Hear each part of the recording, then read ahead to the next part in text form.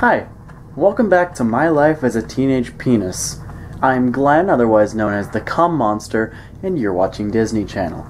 Today I'm doing a re-review on one of my favorite pieces that I own, the 2008 Magic Power Life-Size Face Ripper. Now, as I just stated, this came out in 2008. There were two models of this back then. There was the standard model, which was sold at Sam's Club, among other places, which was more of a classy looking type. It had like a suit and the hair was more frizzy than long. And then this version, which is the rarer variant, which was sold at Party City.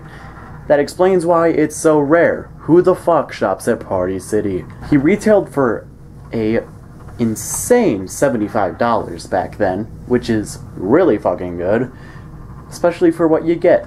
He's a really solid piece, a little wobbly. When he pulls the face down, he definitely shakes around a fair bit, but it's not to a concerning degree. As opposed to the Heads Up Harry that Magic Power also made, which had, like, I'm not kidding, probably around 15 versions. There were only the two for Face Ripper. He was a less popular character, and he wasn't made for, like, 7 years like Harry was. I think Face Ripper was only made for, like, 2, probably. Hell, he could have only been made in 08. I know for a fact that this one came from 2008, Party City. The Sam's Club one was probably sold longer, but regardless, it doesn't matter. I have him now, and that's all that matters. I got this off of a fellow collector who was selling him on Mercari. It was $200, which is honestly a pretty good price considering how hard to find this one is. I got him and I immediately loved him.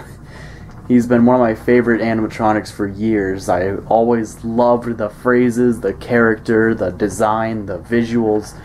Everything about him is great. Now that doesn't mean that mine specifically doesn't come with a little bit of jank. When I got it, the first problem is that the eyes don't light up, which I could not give any less shits than I do. As much as I like the eyes flickering and the lighting effect that it creates, I don't really mind. It's not like a huge problem. I mean, Heads Up Harry didn't light up his eyes and everybody loved him.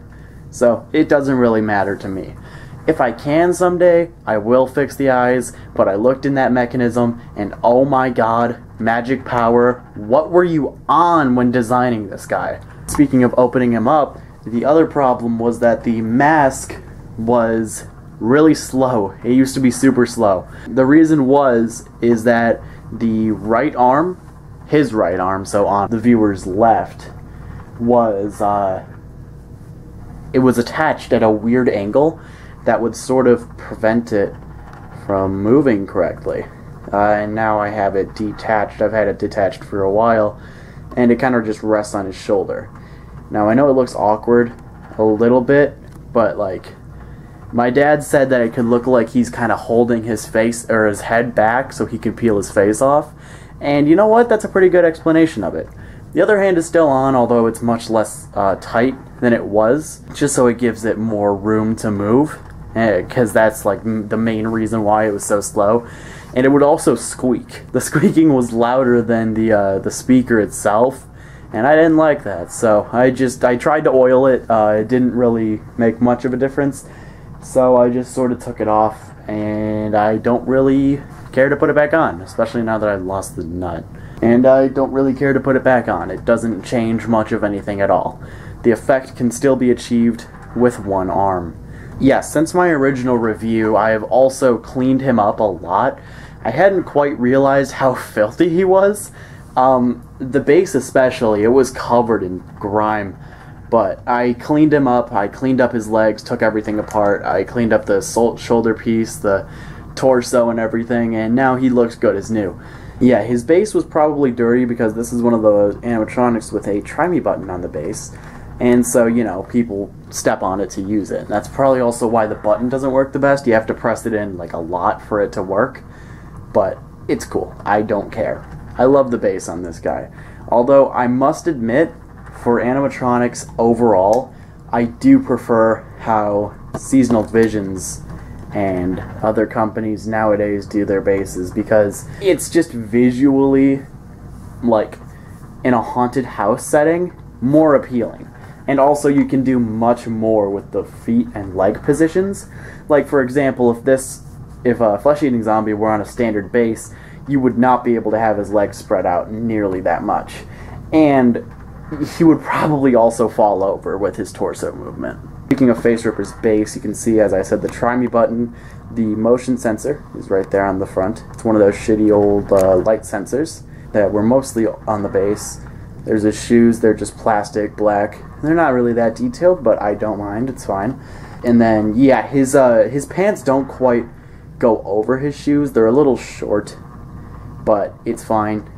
He takes a 6-volt 2-amp, so I just use a techie one because that works. And then back there behind his legs is the collapsing button. Right there. There's his crotch. Yeah, I love this guy a lot. I had fallen in love with him ever since the first video I ever saw of him. I've been so glad to finally own him. He's one of my most proud pieces, and since now I replaced the belt, he works essentially like new. He's a little slow going back up still, but that's just, it's fine. And also I repositioned his left hand so that his the face doesn't go like flush against the skull. That doesn't sound good, but it does make the mouth move better, which I like. So, and also it makes it so that it doesn't have to like peel the skull mold off whenever it goes down. And also he has a hat. I found a hat at a garage sale and I thought it worked exactly with his aesthetic, which is odd. It looks like a pirate. That's kind of how he looks to me. And I like it. I like the browns and the maroon type of red. It looks really good in my opinion, and I think that hat kind of fit exactly with it. It made him look a little bit more filled out. I have him on motion sensor, but since it's shitty, obviously he hasn't seen anything. I'm just going to use a flashlight to activate him, because since you could do these with the older light sensors.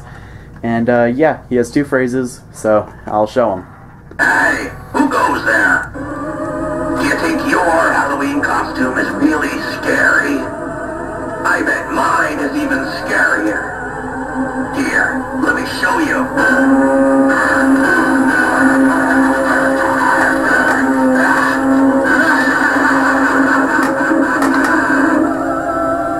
Hey, what are you looking at?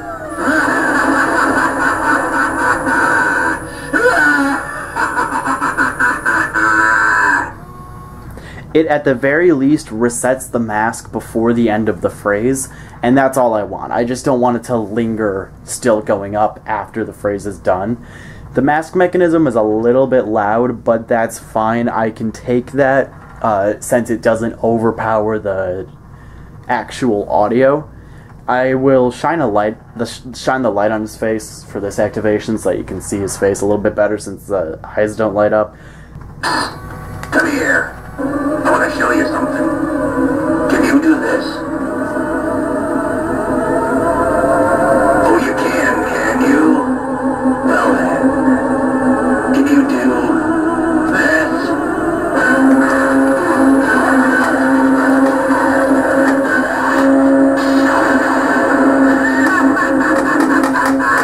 I didn't think so.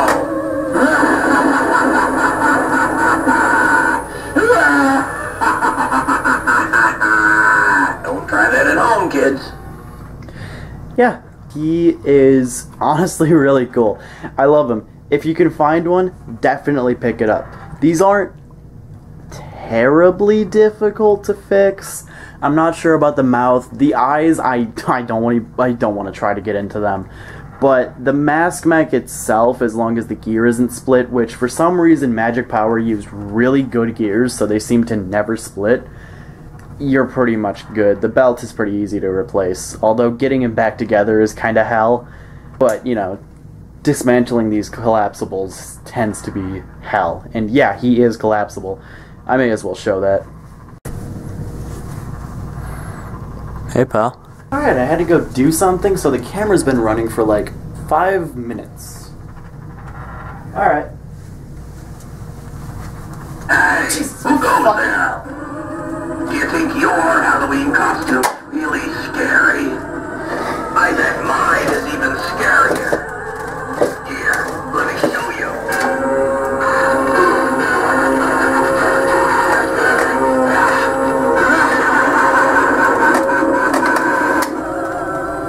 Hey, what are you looking at?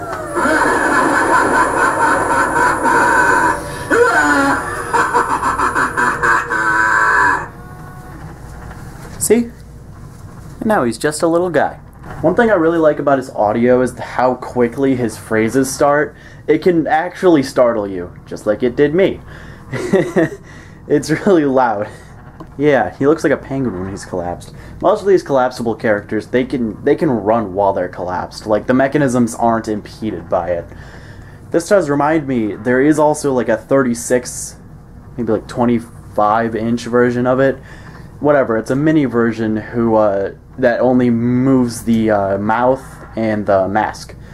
It is designed to look more like a masquerade type thing. It's got like a Phantom of the Opera mask covering half of the face. It's honestly a pretty cool design. They could have done it for one of the life sizes, although I do prefer both of the life size designs over the mini one. They just feel more creative in the clothing department. I think that one was sold at like the same places that the big one was sold at, the classic bundle of the big one, although I think it was also carried by Kmart for a while. I'm not sure if the classic life size was sold at Kmart, but either way, yeah, you can get that one. Those little ones are a little harder to find than the standard versions, but not as hard to find as this one. This one's pretty damn rare. The standard model isn't like the rarest of things, but they don't always pop up. They're not always on, like the Jemmy life-size dancing Santas, things like that. This is the only one of these models that I've ever seen being sold. So, I'm glad to have it. Anyway, that's about the end of this review. I love him. Get him if you want. Try to get him. He's a really good prop. I very much recommend it. I'm gonna decollapse him. And how you collapse these is there's a button on the base, or at least some of them. I'll explain how you collapse the other ones, even though I don't have any of the other ones. He's the only collapsible character I own. Come here. Shut the fuck up. So what you do is there's the button on the back of the base, and you press that, and that releases the collapsing pins. You hold your foot on the base, grab him by the like lower edge of his body,